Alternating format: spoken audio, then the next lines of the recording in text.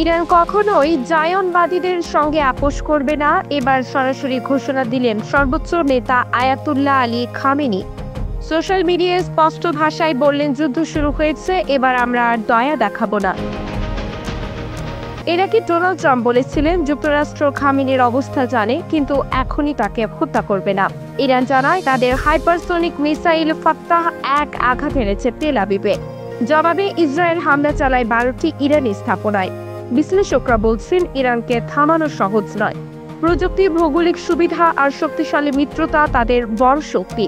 ইরানে রয়েছে এমন ইউরেনিয়াম যা দিয়ে 10টি পারমাণবিক বোমা তৈরি সম্ভব, আর তাই এই যুদ্ধের ঝুঁকি ভয়াবহ। রাশিয়া বলেছে ইসরায়েলি হামলা অবৈধ। এখন প্রশ্ন একটাই, এই সংঘর্ষ কি সরাসরি যুদ্ধেই গড়াবে? আতিয়া আফরিফা মাসফি, আন্তর্জাতিক ডেস্ক, বিপ্লবী বার্তা, ঢাকা।